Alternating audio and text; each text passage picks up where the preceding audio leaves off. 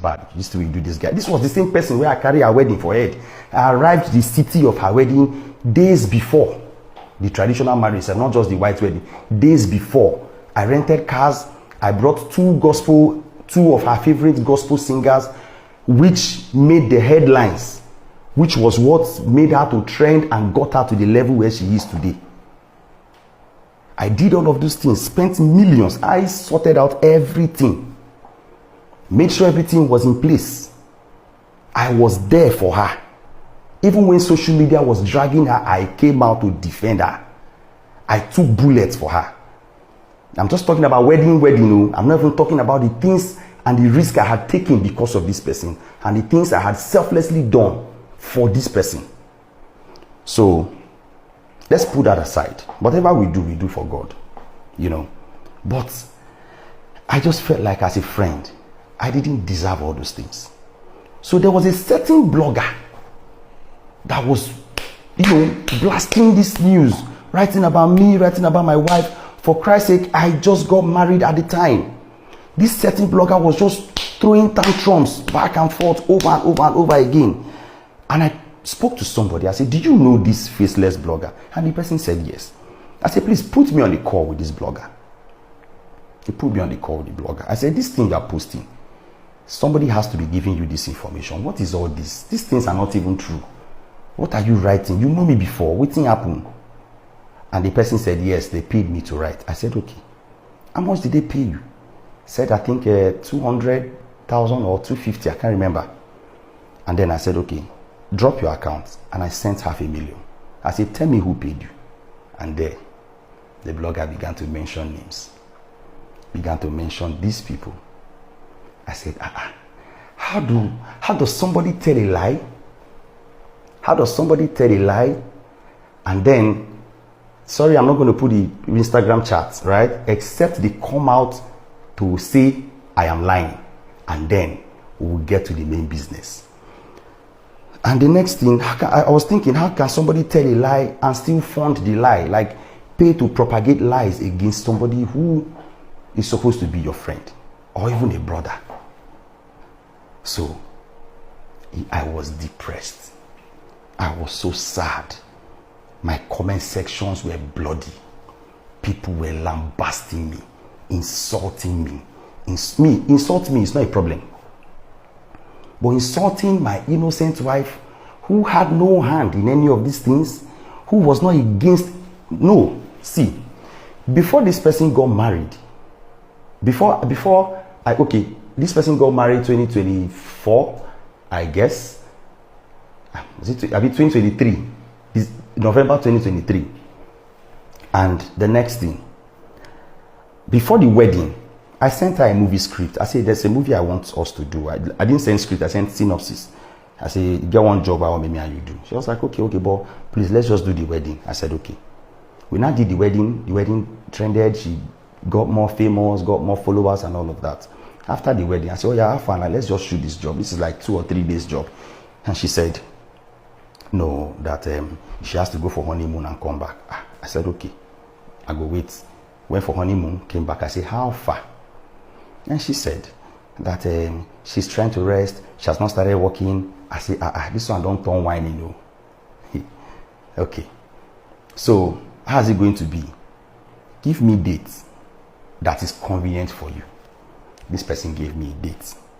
And I moved my team of 13 persons from Lagos to Asaba.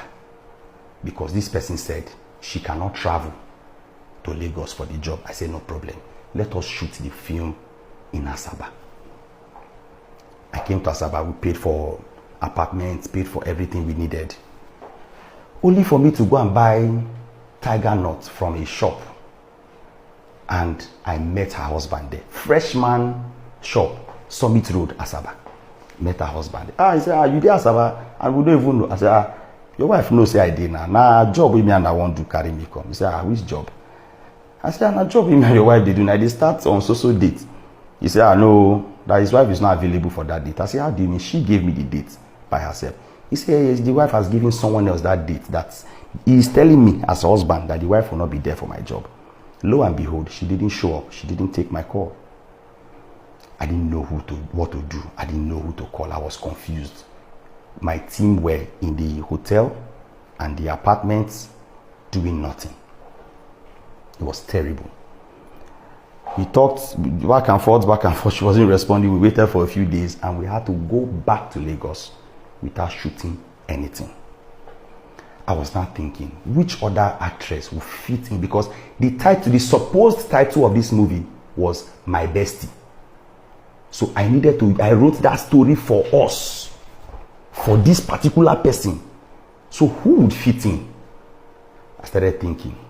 And we thought about another actress that I told about the whole thing now suggested Sonia. And so I remember, I get Sonia number. Started calling Sonia Uchi. Sonia was busy, but God touched her heart. She had to squeeze out time, for us to shoot. Sonia gave us only 2 days. I said, okay, we'll be fast. I know it's impromptu. You didn't plan for it, but it is what it is. And thank God Sonia came through. And we shot it. And I changed the title to Stand By Me. So as a result of that, we were now having issues. We were not talking until she got pregnant. She said she couldn't shoot because she was pregnant. But you shot like 6 movies with the pregnancy before she now traveled abroad to go and give birth. Now, this is the main thing now. At that time, we're not talking. At this time, I never even talk of my own wedding.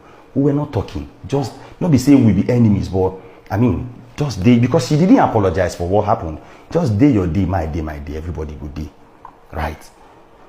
One night, she called me around 1 or 2 a.m. Nigerian time, because she was abroad. Said she's heavily pregnant.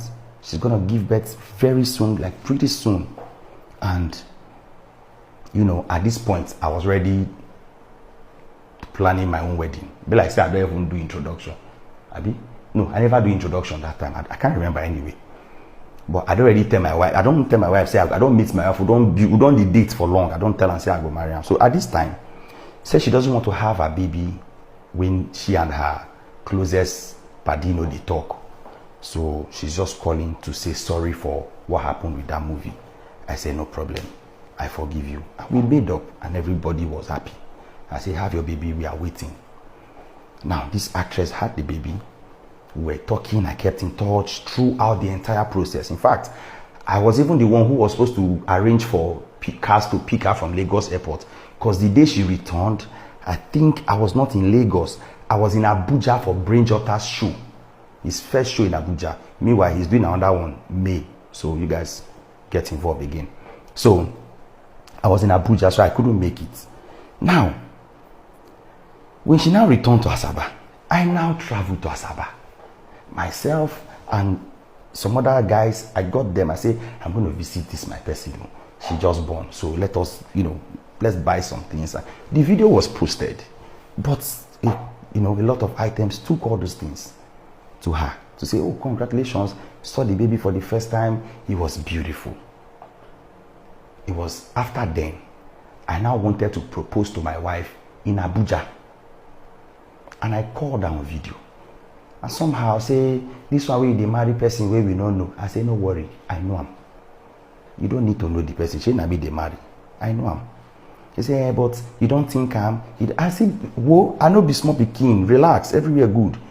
The day I was going to engage my wife, I spoke to Apostle Femi Lazarus, Apostle Johnson Suleiman, Pastor Nen Naike.